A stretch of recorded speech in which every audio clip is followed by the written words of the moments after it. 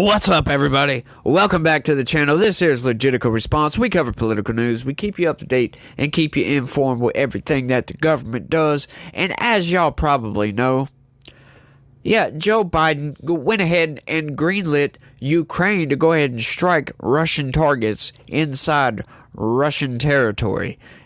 How stupid is that? Like, why are we trying to escalate somebody else's war, right? Like, I know we're funding this thing, like, reluctantly, at least from my perspective.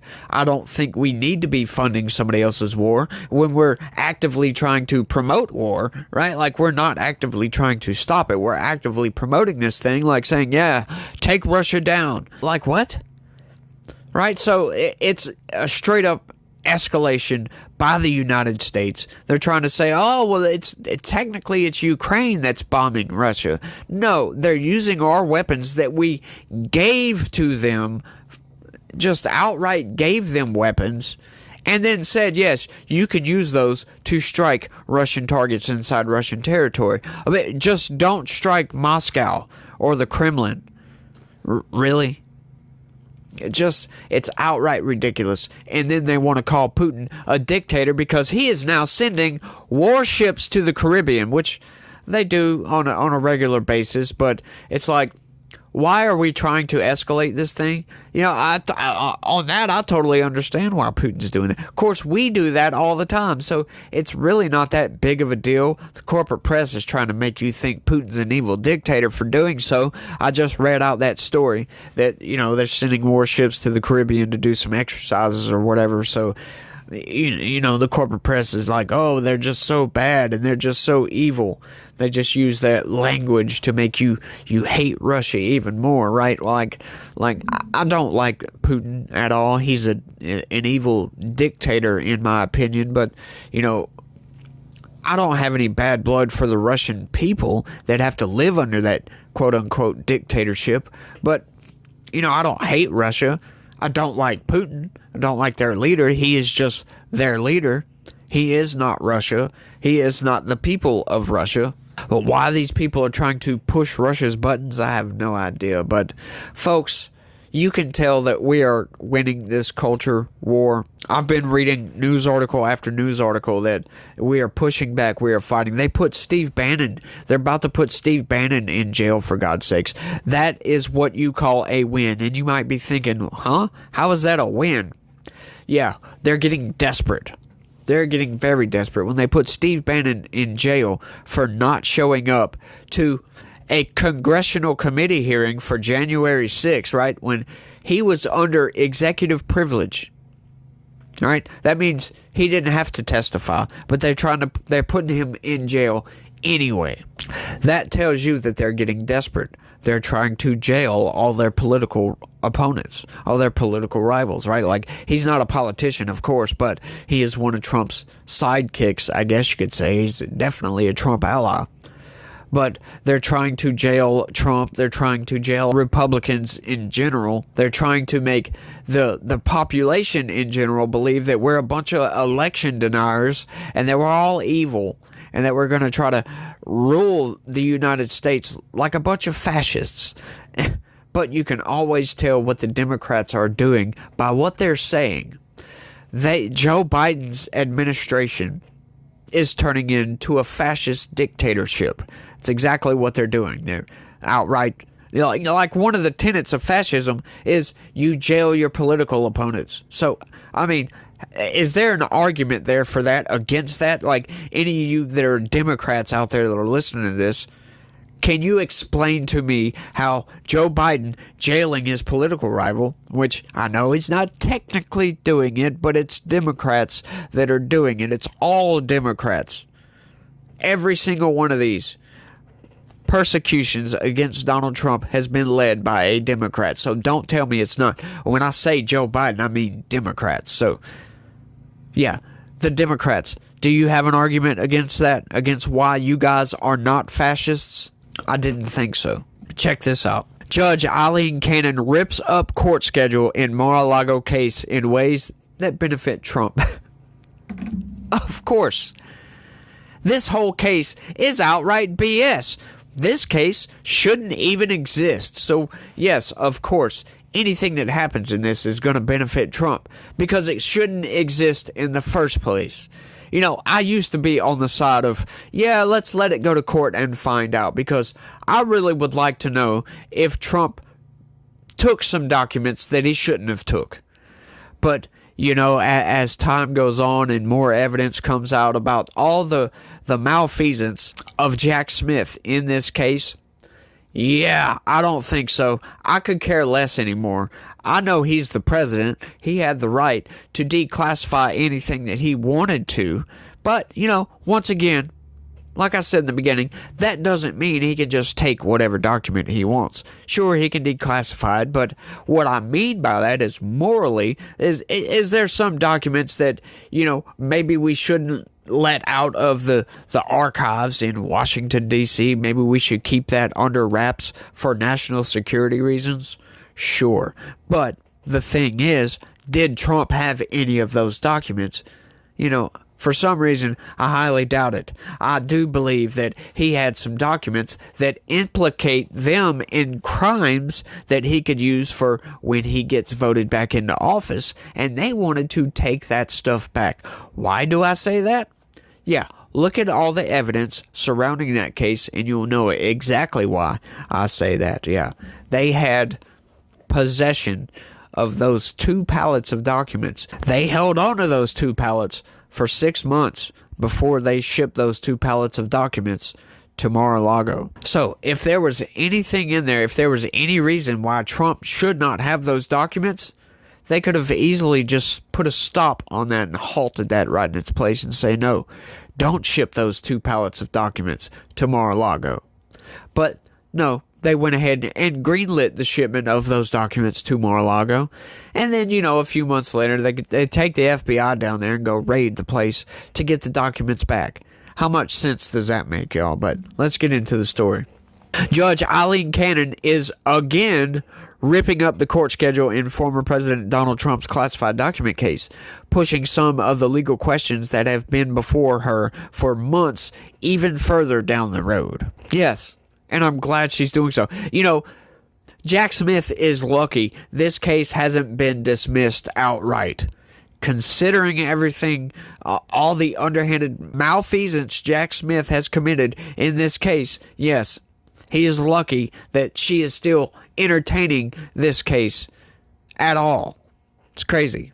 Cannon is planning on holding a sprawling hearing on Trump's request to declare Jack Smith's appointment as special counsel invalid, signaling she could be more willing than any other trial judge to veto the special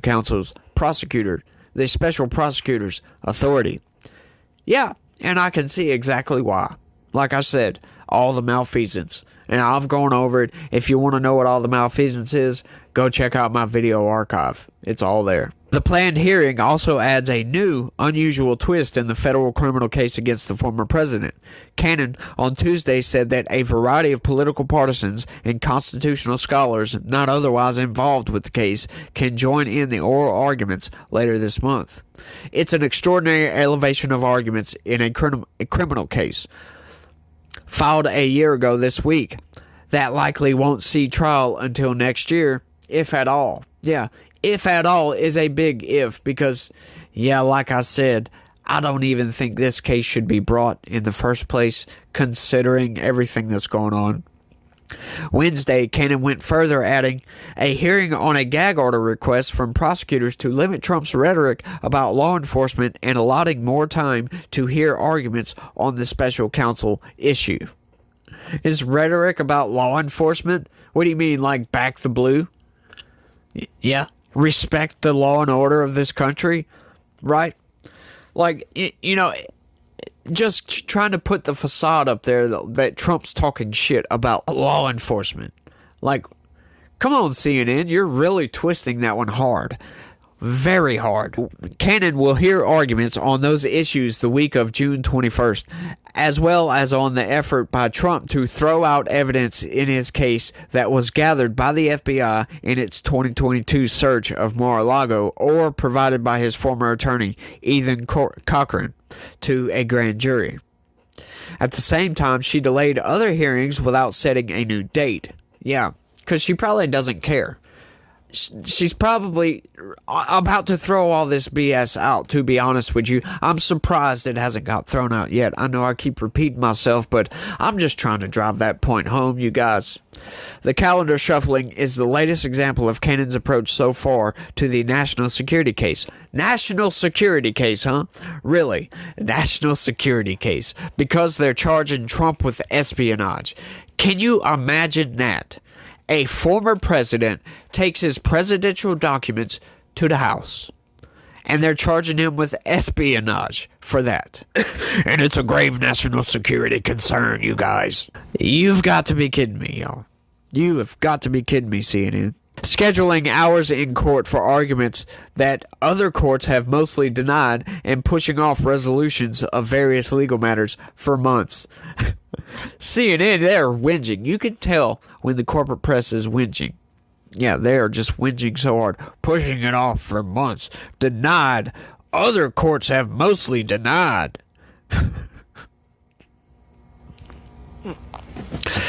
Oh, look, and in big bold letters too. Challenges to special counsel's office have failed nationwide. Similar challenges from Trump and other high-level targets of special counsel probes have flopped from coast to coast in recent years. Hunter Biden's attorney didn't get anywhere with judges in Los Angeles and Delaware. Paul Manafort's arguments fell flat when the former Trump campaign chairman challenged special counsel Robert Mueller's authority, and Andrew Miller, a former associate of Roger Stone, also lost his challenge to Mueller's authority. Even with other federal trial-level judges allowing special counsel's criminal prosecutions, Cannon could rule differently. Yeah, and she probably will because, yeah, and in those other cases where they failed, those special counsels didn't rearrange the evidence, didn't tamper with evidence. This guy was so important, you have to bring him from Europe back here to go after President Trump, name him as a special counsel. Do you regret the pick? I'm sorry, I couldn't. Do you regret picking him? No, I do not regret picking him. Well, prosecutors aren't supposed to tamper with evidence, and it looks like that's what he did. He changed the sequence of the documents that he seized from Mar-a-Lago. I'm sorry, that's a false characterization, but that is ongoing. Here's what he said to the court, Mr. Attorney General. There are some boxes where the order of items within the box is not the same as in the associated scans. I mean, he said it. I didn't say it. He told the court that. Now you're asking me to comment on a discovery dispute that's ongoing in a court. I don't know the facts of it, and I'm not going to comment on it. No, this is from Jack Smith filing with the court. He admitted to the court that they tampered with the evidence. He mishandled the very documents he's charging President Trump with mishandling. And I'm just asking, do you regret picking this guy as the special counsel in the most important special counsel investigation probably in American history? I'm sorry, I did not hear the words tamper in the statement that Mr. Smith filed. He did not use those words. Well, let me ask it this way. Are you supposed to change the order of the documents that you seized and the physical documents don't match up with the scanned documents? Are you supposed to do that as a prosecutor? This is a matter in dispute, in discovery in that court, and I'm going to leave it for the district court to make a determination. After I would just say one last thing. It's not in dispute. This is what he said in the court filing. Jack Smith's team said that to the judge in the court. By the way, this case is now basically on hold because they've screwed up so many things. Cannon's signal of willingness to entertain challenges to the special counsel comes in the same week Republicans are bearing down on Attorney General Merrick Garland for his use of special counsels. Yeah, that was what you just saw, by the way. The issue now before Cannon in the Southern District of Florida federal court is likely to remain in the political debate at least until Cannon holds a hearing on the legal power of the special counsel to prosecute a defendant on June 21st. Cannon has already taken a drastically different tact from other trial-level federal judges who have handled criminal cases charged by recent special counsel's offices, of which there have been 5 since Trump became president. You love that, huh? Drastically different tact. Yeah, this is a drastically insane case. Of course, she's probably fed up with this thing that she even has to preside over this damn case, given how ridiculous this thing really is. Like I said, once again, I'm not trying to be biased here. At the start of this thing, I was very intrigued by this. I really wanted to see this go to trial. I wanted to see all the evidence because I wanted to see for myself if any of these prosecutions were legitimate. However, once all the evidence started coming out, yeah, I'm now firmly on the side of law and order and think that this is absolute BS. It's a political persecution of Donald Trump by Jack Smith, and it's just outright insane. You know, under Joe Biden, oh, he's independent. No, this is Joe Biden going after his political rival. That is exactly what it is. You could say Jack Smith's independent until you're blue in the face. Look at the evidence. While others have moved swiftly to trial, including special counsel David Weiss trying his case against Hunter Biden in Delaware this week, 8 months after indictment, Cannon has... Hang on there. Let's rewind that back a few months.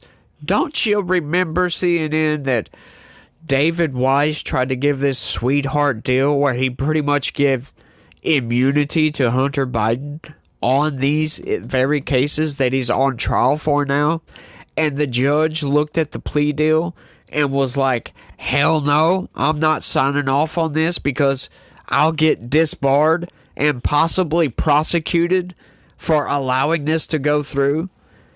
Yeah, that's what happened. These people are insane, just leaving out evidence and just saying, oh, well, this one went along quickly, and he's prosecuting. Yeah. Joe Biden is prosecuting his own son. I even saw a headline earlier. It was said, again, right? Like, we saw stories about when Hunter Biden first got indicted or whatever. We saw story after story of Joe Biden won't pardon his son. I just saw another 2 stories of Joe Biden saying he won't pardon his son. What a piece of shit, huh? What an absolute piece of shit to get out there and say that. It's for political points, by the way, in case you haven't figured that out yet. He's just saying that so he doesn't seem partisan. We all know that's your freaking son. You're the freaking president. Pardon your son, for God's sakes. Oh, he doesn't want to look partisan. He doesn't want to sully his reputation. Sorry, I couldn't help but laugh because his reputation has been absolutely obliterated the past few months, ever since the Hunter Biden laptop came out. Oh, which, by the way, has been confirmed. It's now court documents. It's now in the court documents that the Hunter Biden laptop is real.